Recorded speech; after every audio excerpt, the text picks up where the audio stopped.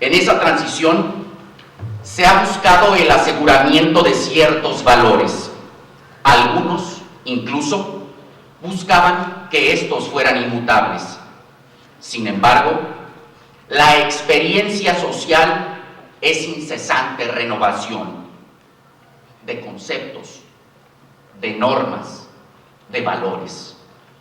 No son tangibles ni mesurables, pero la humanidad percibe su empuje. Estos valores no son virtudes de catálogo, pues el hombre, en su entusiasmo y desempeño diarios, debe luchar por alcanzarlos. La nación debe coordinar esfuerzos para educar estos valores, que se convertirán en nuevos destinos de nuestro pueblo. De entre todos ellos, la paz es tal vez el más fundamental de todos y el más excluido, pues es en este donde todos los demás se desenvuelven, se esparcen, donde florecen. Sin embargo, la educación actual la ha dejado de soslayo al creer que es inercia pasiva en la instrucción. Grave es el error creyendo que la instrucción es sinónimo de educación. Es una lástima que tal distinción deba hacerse entre el hombre instruido y el hombre educado, pero en vista de la realidad de la situación, resulta algo que es preciso diferenciar. Agustín Yáñez ilustró esta diferencia al expresar: educar es adiestrar las facultades humanas para el ejercicio responsable de la libertad que funda la dignidad de las personas y la grandeza de la patria. La cultura de paz, tal como lo señala la UNESCO, no solo puede definirse por la ausencia de guerra o de conflicto. El que la paz sea una facultad que pueda ser aprendida y enseñada constituye un hecho que rebasa el punto de vista científico. Se trata fundamentalmente de un problema de decisión política. La enseñanza de la paz es un asunto de Estado. Hay quienes consideran que la agresividad es inherente al ser humano. Implican entonces que es una característica que la propia naturaleza nos impone a todos, que somos violentos por razones impresas en el código genético. En tal sentido, casi nada podría hacerse para evitar esa realidad y los gobernantes tendrían que colocar sus más grandes esfuerzos en la política de seguridad y en la política de represión. Si por el contrario, eso no es cierto y la agresividad en el común de los hombres está determinada por motivos que no se deben a la herencia biológica, entonces la orientación del Estado debe dirigirse a robustecer lo más posible el sistema educativo. En uno u otro caso, quiérase o no, se trata de tomar una determinación netamente política. La razón asiste al historiador ateniense Tucídides cuando afirma: el hombre es eternamente el mismo. Rara vez en su educación se le impone la serenidad, la cordura y el afán de bienestar. Este conocimiento milenario pocas veces se ha utilizado en el sistema educativo bajo el empleo de una estrategia evolucionista, es decir, que supere la empleada por el derecho que nos hereda la cultura romana. También sabemos que la realidad social determina la conciencia del hombre. La bonanza económica con frecuencia transforma lo que en la miseria se presenta en poblaciones enteras como un impulso innato de agresividad. de lo anterior, deviene que lo que nos corresponde llevar a cabo es crear una circunstancia que genere conciencia apta para vivir en paz. Es muy cierto que Tucídides identifica al hombre natural, mas el derecho lo convierte en un ente cultural, señalando la conducta que debe observar. Ese deber ser de la conducta humana es el que compete regular al Estado, considerando no tan solo las conductas negativas, pues debe ponderar como más importantes las conductas en sentido positivo, y si bien a las primeras les aplica sanciones, a las segundas debe otorgarles incentivos, reconocimiento y facilidades. En todo caso, todo hombre es capaz de violencia, pero también es capaz de vivir en paz. Por naturaleza, el hombre no es perverso ni bueno. Todo es fruto de la vida, de la experiencia, de la formación, de la libertad. La agresividad en el hombre es una consecuencia que en nuestras manos está corregir. No estamos condenados a la violencia. Las causas del crimen y de la guerra no se encuentran en los genes, sino en medidas erróneas de organización social y de formación educativa. De la misma forma, si la paz estuviera fijada por la naturaleza, sería muy poco lo que la sociedad podría hacer por incrementarla. Pero si por el contrario, se trata de una habilidad que se puede desarrollar sistemáticamente, entonces todos los sectores de la vida social están en la ineludible obligación de tomar medidas para desarrollarla. Y los gobiernos, como gerentes del bien común, tienen en este sentido la principal responsabilidad. También aquí, un camino u otro representa una decisión política. Y en este particular, quizá más que en ningún otro, no decidir es ya tomar una decisión, solo que en este último caso, contraria a la convivencia pacífica en sociedad. En nuestra historia, el sentido pragmático de la paz se encuentra no en la doctrina ni en los filósofos, se encuentra en la legislación. Un ejemplo de ello lo constituye el Tratado de Tlatelolco, cuya redacción completada en el 67, bajo el título de Tratado para la Proscripción de las Armas Nucleares en la América Latina y el Caribe, representó una respuesta al temor generado por las crisis de los misiles nucleares en Cuba. No es coincidencia que este movimiento haya surgido en esta nación por un grupo que consideró como tarea impostergable transmitir a la juventud y a la sociedad mexicana la relevancia de la ciencia para la paz frente a los acontecimientos que envolvían la realidad internacional de aquel entonces. Tampoco es coincidencia que hoy un grupo de mexicanos estemos pugnando por la inclusión de la cultura de paz desde los primeros niveles de instrucción.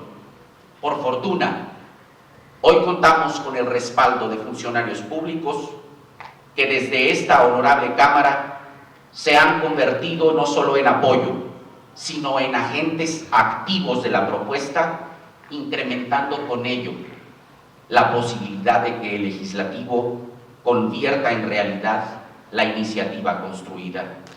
Por tal motivo, mi más profundo agradecimiento a quien se constituye como el artífice cristalizador de este proyecto y que como legislador federal ha tenido la enorme atingencia de escuchar y dialogar con los jóvenes del país. Por todo ello, diputado Llerena Zambrano, muchas gracias. El derecho de un hombre no termina allí donde comienza el derecho de otro hombre. Allí se duplica. Cada hombre, por el simple hecho de existir, tiene derecho a la paz y a que le faciliten los medios para el responsable ejercicio de la libertad dentro de la misma. Este es un derecho que hay que reconocer y consagrar, pero por encima de todo, hay que disponer lo necesario para su ejercicio. Esta es una misión de la sociedad y una obligación primordial de sus dirigentes, de todos ellos.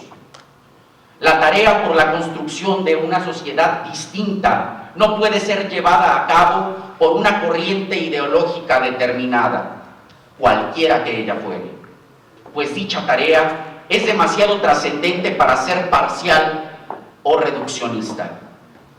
Todos los que creen en el hombre tienen algo que aportar en la lucha, que al fin y al cabo es para el hombre, del hombre y por el hombre. Y este programa tan ambicioso, que no puede ser realizado por un solo sector de la sociedad, representa un compromiso ineludible para todos los que pueden influir en el destino de los pueblos. Por esto, son los dirigentes políticos los primeros que no pueden permanecer indiferentes. Son los gobernantes los que tienen hoy en sus manos la clave de toda transformación. El derecho a la paz es un derecho inherente a todo hombre por su condición de tal, pues ni siquiera los violentos, como lo apreciamos hoy en día, se benefician de la violencia. Sin discriminaciones entre guerras justas e injustas, ninguna como solución es aceptable. En una lucha donde ella impere, necesariamente corresponderá a los prepotentes. La violencia, en cualquiera de sus formas, será una manifestación de barbarie. Entre los animales irracionales, la ley suprema. Tenemos que conquistar la paz por medio de la enseñanza y la libertad por el adiestramiento y el desarrollo de las facultades del hombre hacia los caminos de la misma libertad. El derecho a la paz, si no es reconocido, hay que conquistarlo, en una lucha sin armas y sin sangre. La historia es una marcha continua hacia el progreso y cada una de sus etapas cumple su misión. La velocidad a la cual se vayan cubriendo dependerá fundamentalmente de los hombres a quienes les toque vivir en cada una de ellas. Sea entonces nuestro destino vivir en esta época y cumplir con los designios que la circunstancia nos impone, sin olvidar que la humanidad no es un mito homogéneo, sino una realidad heterogénea fundada en semejanzas de origen, de intereses, de sentimientos, de costumbres, de aspiraciones. Que sean entonces nuestros intereses comunes y nuestras aspiraciones afines los que nos conduzcan a construir un entorno de paz. Tenemos la fórmula, vieja y prestigiosa fórmula, entraña de nuestra patria: el respeto al derecho ajeno. Forjemos una nación en la medida de nuestra dignidad, con la ley como única arma hacia el bienestar, la educación como instrumento de libertad y la paz como único medio hacia la plenitud y la armonía social. Muchas gracias.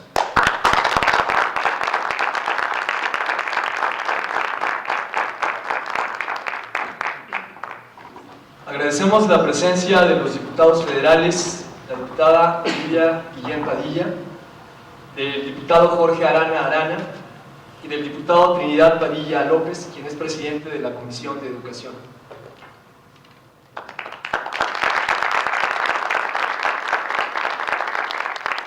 A continuación cedo el uso de la palabra al maestro Noé Campos Vidriales, quien es doctorante en Ciencias de la Educación por la Universidad de Santander, maestro en Metodología de la Enseñanza con la tesis Formación Cívica y Ética para tercero de secundaria y el debate como opción de aprendizaje, egresado de la Benemérita y Centenaria Escuela Normal de Jalisco y de la Normal de Jalisco, con una amplia trayectoria académica y docente.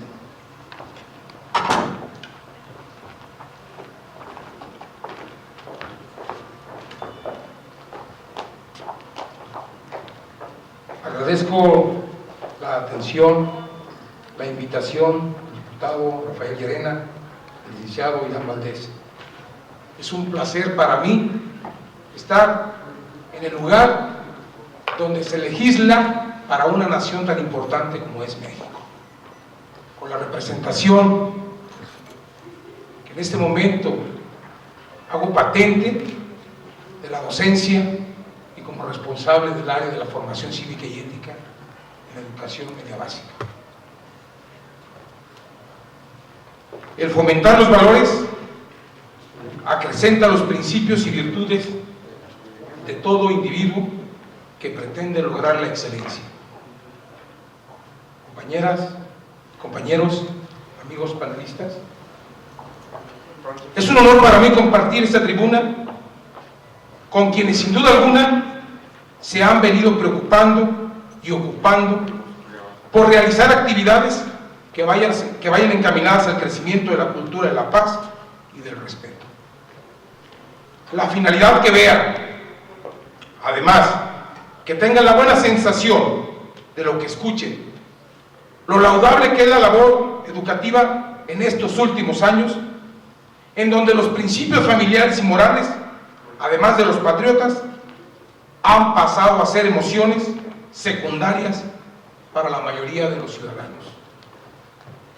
El hecho resulta a la vista y da la sensación de los impactos como consecuencia de los procesos de cambio, una vez que la Secretaría de Educación Pública decide, a través de su titular, eliminar por 25 años de los planes y programas de estudios la materia de educación cívica.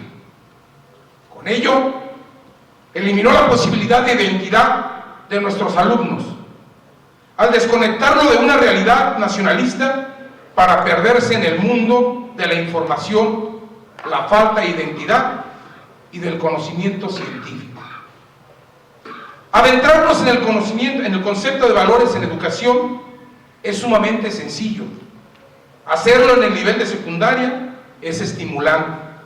Por lo tanto, considero necesario hacer una acotación seria al ver la realidad actual que desde mi punto de vista resalta, ya que en base a la observación de los sucesos no útiles en la educación, se desfasa de un modelo superable de la realidad en la que vivimos.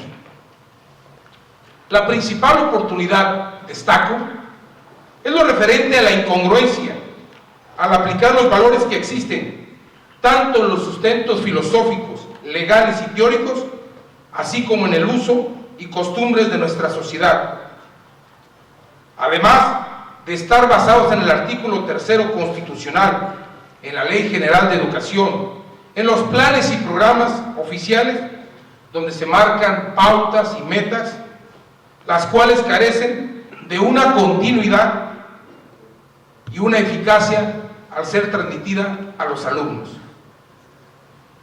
En esta comunicación que comparto con ustedes, pretendo empatar y dar una explicación del por qué la escuela secundaria muestra deficiencias en la formación de los alumnos en valores que la sociedad actual reclama en función de los nuevos paradigmas, como lo es la inteligencia emocional, la mediación y la cultura por la paz.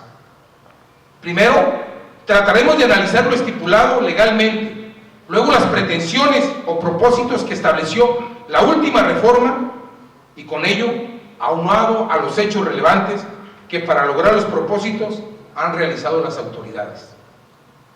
En el caso de Jalisco, se han hecho encuentros de valores desde 1994 y recientemente en el ciclo 2010-2011 se entregaron los libros de formación cívica y ética cubriendo la demanda. El principal objetivo, al otorgarle a los alumnos un libro de texto, es precisamente basado en su formación de valores. Todo lo anterior deja en claro que hay un interés de parte de la autoridad educativa para dar una respuesta a un reclamo muy legítimo de la sociedad, precisamente el desconcierto ante el crecimiento de la delincuencia, el materialismo apabullante, el consumismo innecesario la desintegración familiar, las crisis económicas y emocionales que deterioran al ser humano, soslayándolo y sometiéndolo ante la incertidumbre y el desconcierto de que como principio el individuo tiene que ser menospreciado de lo más esencial y legítimo que le corresponde. Ya más que crisis pareciera un estatus normal en el que han vivido generaciones que nacieron en crisis y siguen en ella.